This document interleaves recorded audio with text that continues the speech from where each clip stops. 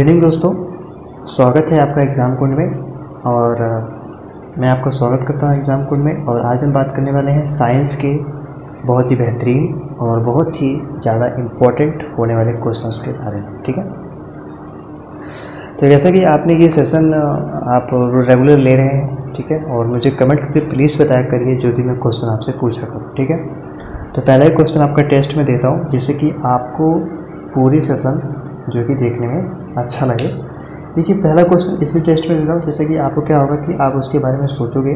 ठीक है, और मैं एक बात की आपको गारंटी दे सकता हूँ कि इसमें से आपके 25 क्वेश्चन 100% आपके आरआरबी, एनटीपीसी ग्रुप डी और यूपी पुलिस, लेखपाल और आगे अन्य आने वाली भर्तियों में ज़रूरी है। ठीक है, तो अगर एनटीपीसी ग्रुप डी को आपको क्रैक करना है तो आपको रेगुलर 3 महीने, ठीक है, जितना भी आपके पास टाइम है 15 दिसंबर तक, वहाँ तक आप जो है इस क्लास को कंटिन्यू रख सकते हैं। ठीक है, जिससे क्या होगा कि आपके 2500 क्वेश्चन लगभग तैयार हो जाएंगे। रेगुलर बेस पे आपको 25 क्वेश्चन करवाए जाते हैं। 25 हो गया, 16 हो गया, मतलब 20 क्वेश्चन तो रहते ही हैं। ठीक है, तो इससे मैं आपको 100% गारंटी देता हूँ, गारंटी है, ठीक है, कि 25 क्वेश्चन आपको इस साइंस के क्लास से मिल जाएंगे। ठीक है, अगर आप मेरी क्लास को देखते हैं तब। ठीक है, देखिए, आप अगर मेरा सपोर्ट करते हैं, सब्सक्राइब करते हैं, लाइक करते हैं, तो इससे क्या होगा कि मैं जल्द से जल्द इन जो क्वेश्चनों को डिजिटल बोर्ड पे ला पाऊँगा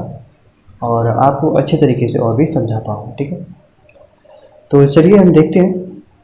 क्वेश्चन आपका पहला है कि शून्य में स्वतंत्र रूप से गिरने वाली वस्तुओं का की, ये आपको बताना है कि जो शून्य में स्वतंत्र रूप से गिरने वाली वस्तुओं का, शून्य मतलब आप समझ सकते हैं ये तरीके से अंतरिक्ष। ठीक है, तो अगर वहाँ पे जो कोई वस्तु गिरती है स्वतंत्र रूप से, तो उनका वेग कैसा होता है? समान गति होती है, समान वेग होता है, समान त्वरण होता है, समान बल होता है। ठीक है, ये क्वेश्चन आपको आरआरबी में पूछा गया क्वेश्चन है और ये क्वेश्चन आपका क्या है? टेस्ट। ठीक है, आपको ये क्वेश्चन टेस्ट में बताना है कि इसका कौन सा राइट आंसर होगा। और नेक्स्ट 72 नंबर से हम आपका कंटिन्यू स्टार्ट करते हैं। ठीक है, तो नेक्स्ट 72 नंबर क्वेश्चन है कि जड़त्व का नियम सर्वप्रथम किसने दिया था? बहुत ही अच्छा क्वेश्चन, मोस्ट इम्पॉर्टेंट, और आपने ये क्वेश्चन 7th या 8 में जरूर पढ़े होंगे। ठीक है, तो बात कर लें कि जड़त्व का नियम सर्वप्रथम किसने दिया था। तो जड़त्व का नियम, ये देखिए क्वेश्चन महिंद्रा घाट टीसी सीसी जेसी में पूछा गया क्वेश्चन है, बहुत ही इंपॉर्टेंट। इस तरीके से आप इसे नोट डाउन कर सकते हो। और ये इसका जो सही आंसर है वो कौन सा है? न्यूटन। न्यूटन ने जड़त्व का नियम दिया था। ठीक है, तो इससे आपको ये क्वेश्चन जो है अच्छे तरीके से क्लेरिफाई हो पाते रहे होंगे। ठीक है, अब हम नेक्स्ट क्वेश्चन की बात करते हैं और हमारा नेक्स्ट क्वेश्चन है कि एक सेकंड आप लोग रुक सकते हैं थोड़ा सा।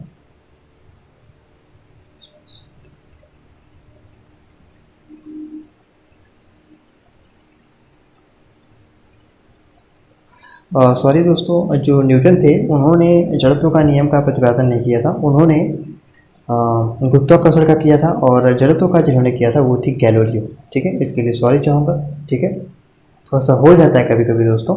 ठीक है, तो इसमें इन्होंने गैलीलियो ने क्या किया था? जड़त्व के नियम का प्रतिपादन किया था, सर्वप्रथम उन्होंने जड़त्व के नियम को दिया था। ठीक है, चलिए अगला क्वेश्चन हमारा है, न्यूटन के गति के प्रथम नियम से किस राशि की परिभाषा मिलती है? बहुत ही अच्छा क्वेश्चन, इंपॉर्टेंट, बताइएगा कि न्यूटन का जो पहला नियम था, ठीक है, जो उनका पहला नियम था, तो उस नियम से जो है किस राशि की परिभाषा मिलती है? त्वरण की, बल की, ऊर्जा की, समान गति की। ठीक है, तो जैसा कि आपने देखा होगा, जो न्यूटन की आपने पढ़ा भी होगा, तो वहाँ पर पहले वह बल की परिभाषा को जो है एक तरीके से उनका पहला जो नियम है वो बल की राशि को परिभाषित करता है। ठीक है, तो आपका B is a right answer. और ये क्वेश्चन आरआरबी में पूछा गया क्वेश्चन है, मोस्ट इंपॉर्टेंट। अगला क्वेश्चन 74 है कि 1 WH मतलब 1 वाट घंटा में, ठीक है, आरआरबी में पूछा गया क्वेश्चन है कि 1 वाट घंटा में कितना होता है? ठीक है, जूल। तो 3.6 into 10⁻³ joule, 3.6 into 10⁻6 joule, 360 joule, और इनमें से कोई नहीं। तो 1 वाट में कितना जूल होता है, यह आपको याद रहना चाहिए, इंपॉर्टेंट क्वेश्चन है। आप इसे नोट कर सकते हैं। और ये क्वेश्चन भी आरआरबी में पूछा गया क्वेश्चन है, रिलेवेंट, ठीक है। तो अगर मैं बात कर लूँ कि 1 वाट, ठीक है, तो 1 वाट में लगभग अगर बात कर लें तो 3.6 इंटू 10⁻³ जूल होता है। कितना?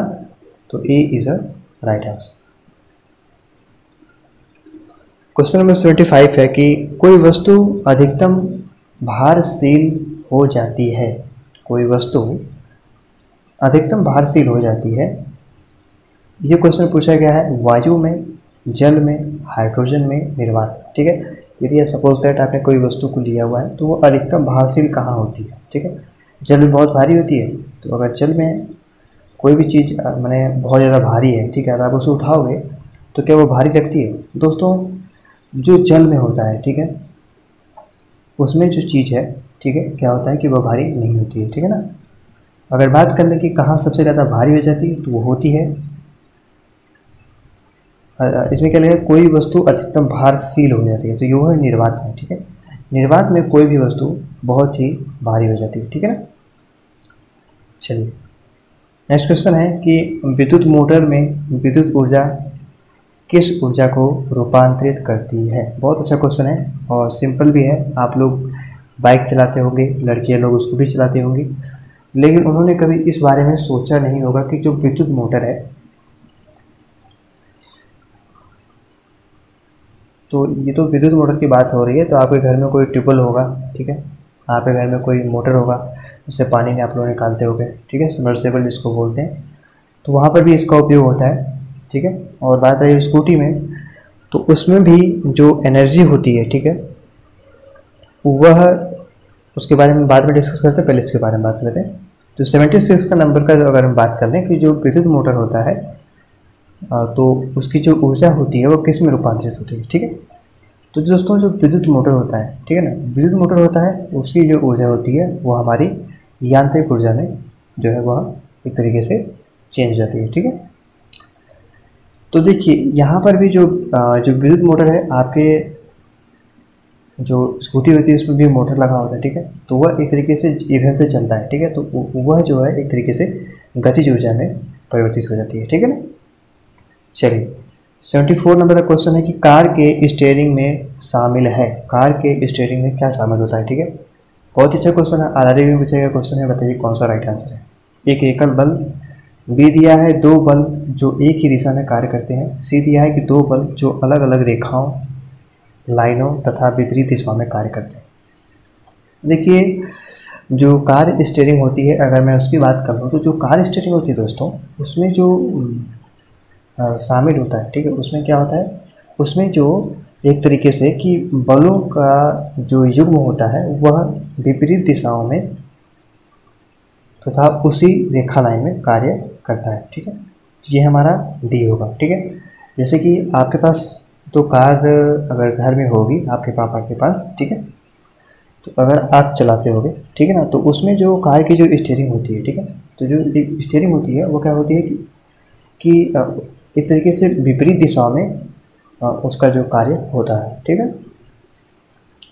ये भी क्वेश्चन देखिए आरआरबी में पूछे गए क्वेश्चन है, रेलवे में, ठीक है, तो इसको भी आप इसको नोट डाउन कर सकते हैं। और हम 78 नंबर क्वेश्चन पे चलते हैं। 78 नंबर क्वेश्चन है कि ग्रहों की चाल से संबंधित नियम किसने दिए थे? बहुत अच्छा क्वेश्चन है, इंपॉर्टेंट, कि जो ग्रहों की चाल है, ठीक है, तो ग्रहों की चाल के जो नियम किसने दिए थे कि आपको बताना है। कैप्लर ने, गैलोलियो ने, आइंस्टाइन ने, टाइको ब्राहे ने, ठीक है। बहुत अच्छा क्वेश्चन है, आरएएस में पूछा गया क्वेश्चन है। बताइए जो ग्रहों की चाल के नियम की अगर हम बात करें तो ग्रहों की चाल का जो नियम था वो किसने दिया था? कैप्लर ने दिया, ठीक है।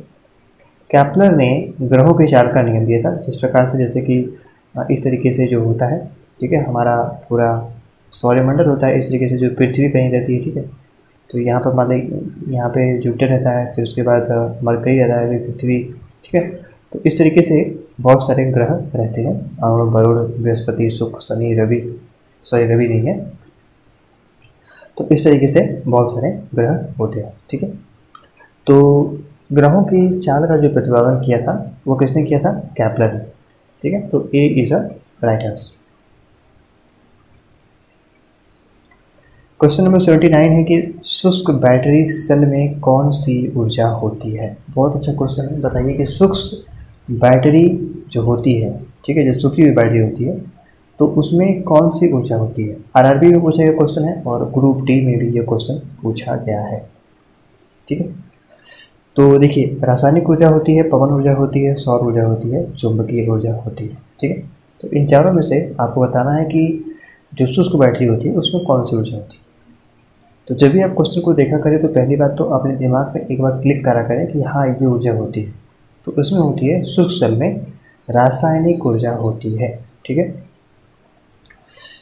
देखिए, रासायनिक परिवर्तन और भौतिक परिवर्तन में अगर बात करें तो जो रासायनिक परिवर्तन होता है, ठीक है, और भौतिक परिवर्तन होता है, ठीक है, तो इसके बारे में हम बहुत ही अच्छे तरीके से चर्चा करेंगे जब हम बोर्ड पे रहेंगे, ठीक है। वहाँ पे मैं अच्छे तरीके से आपको लिख के बताऊँगा कि कौन सा रासायनिक परिवर्तन है, कौन सा भौतिक परिवर्तन है, किस तरीके से होता है, ठीक है। चलिए, अब हमारा नेक्स्ट क्वेश्चन है और यहाँ पर आपको समझ में आ गया होगा कि यह रासायनिक ऊर्जा द्वारा होता है। नेक्स्ट क्वेश्चन है कि किसी रॉकेट को पृथ्वी से पलायन के लिए न्यूनतम गति कितनी होनी चाहिए। मतलब कोई अगर रॉकेट पृथ्वी से छोड़ा जा रहा है, ठीक है, तो उस रॉकेट की कितनी स्पीड होनी चाहिए, कितनी गति होनी चाहिए, ये आपको बताना है। बहुत अच्छा क्वेश्चन है। ये पूछा गया question lower UP lower PCS में पूछा गया क्वेश्चन है, इंपॉर्टेंट। तो बताइए कितनी गति होनी चाहिए अगर पृथ्वी से किसी रॉकेट को छोड़ा जाता है, ठीक है, चंद्रमा पर या किसी और अन्य ग्रह पर, तो उस रॉकेट की कितनी गति होती है, ठीक है, ये आपको बताना है, ठीक है। तो 80 नंबर क्वेश्चन का अगर मैं बात कर लूँ, यहाँ पे पहले दिया है 10 किलोमीटर प्रति मिनट, 11.2 किलोमीटर प्रति मिनट, और सी देखते हैं। ये आपका सी है 11.2 किलोमीटर प्रति सेकंड, और डी दिया है 12 किलोमीटर प्रति मिनट। तो दोस्तों, जो रॉकेट होता है, ठीक है, अब रॉकेट है, ठीक है, उसे बहुत दूर तक जाना है, क्योंकि जब वो पृथ्वी पार करेगा, ठीक है, तो हमारे कुछ मतलब दूर तक जाने के बाद, मतलब अगर आप कुछ दूर तक जाओगे वायुमंडल में, ठीक है, तो वहाँ पर क्या होता है कि जो गुरुत्वाकर्षण कम हो जाता है, ठीक है। तो क्या होता है कि पृथ्वी तो खींचेगी नहीं, तो आपको आगे की तरफ जाना होता है, ठीक है ना। तो अगर जब पृथ्वी से पार करेगा जो भी रॉकेट, तो वो किसी अन्य ग्रह पर जाएगा, उसके लिए स्पीड जो होनी चाहिए वो 11.2 किलोमीटर प्रति सेकंड होनी चाहिए। सोचिए, लगभग 1 सेकंड में आपको 11 किलोमीटर से भी अत्यधिक दूरी को तय करना होता है। मतलब 11 किलोमीटर और 200 मीटर और, ठीक है। तो आप समझ सकते हो कितनी स्पीड होती है, बहुत ज़्यादा होती है, ठीक है ना। नेक्स्ट हमारा क्वेश्चन है कि यदि किसी गेंद को ऊर्ध्वाधर रूप में ऊपर फेंका जाए तो गुरुत्वीय त्वरण क्या होगा। आरआरबी में पूछा गया क्वेश्चन है, बहुत ही अच्छा, कि गेंद की गति विपरीत दिशा में होगी, गेंद की गति दिशा में होगा, जैसे जैसे गेंद नीचे आती है त्वरण की वृद्धि होती है, और डी दिया है कि उच्चतम बिंदु पर शून्य हो जाती है, ठीक है। 81 नंबर का क्वेश्चन का आपको आंसर बताना है कौन सा सही हो जाए। तो बात कर लो, यदि किसी गेंद को ऊर्ध्वाधर रूप में ऊपर फेंका जाता है, ठीक है, तो उसकी गुरुत्वीय त्वरण की जो एक तरीके से मान लें कि उसका जो रूप होता है उसकी गति होनी चाहिए, ठीक है। जब वो आता है तो उसके जो परिवर्तन होता है वो क्या होता है, गेंद की गति की विपरीत दिशा में उसका होगा, ठीक है। तो अगर जैसे कि अगर आप मैंने इससे मैं आपको बताता हूँ, एक सेकेंड।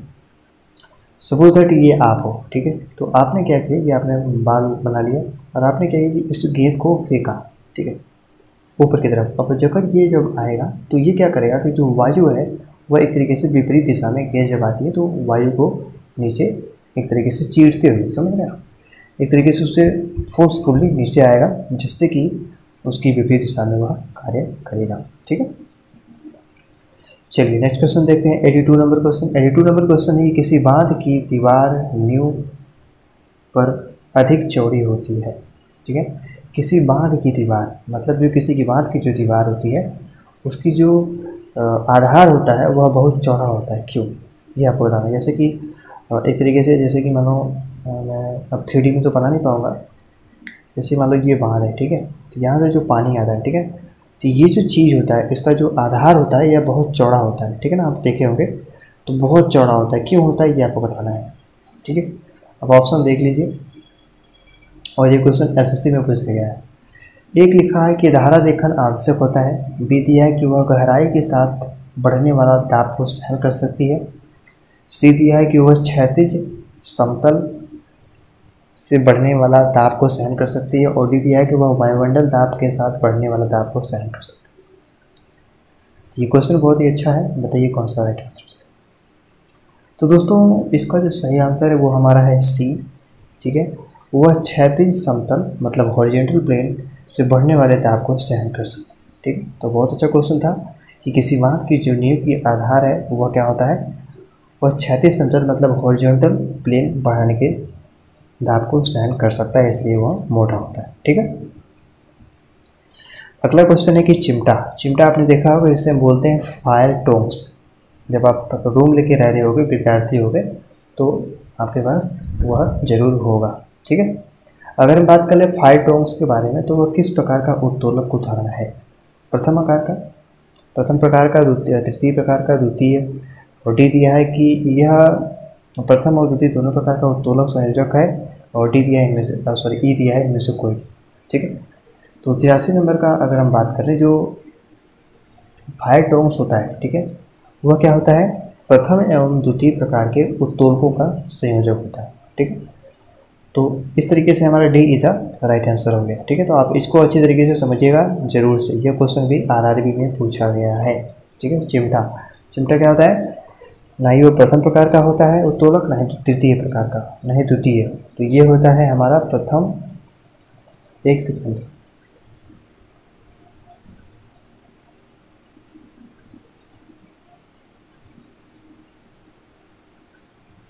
दोस्तों क्षमा चाहूँगा, यहाँ पर क्या होता है, जो चिमटा होता है, ठीक है।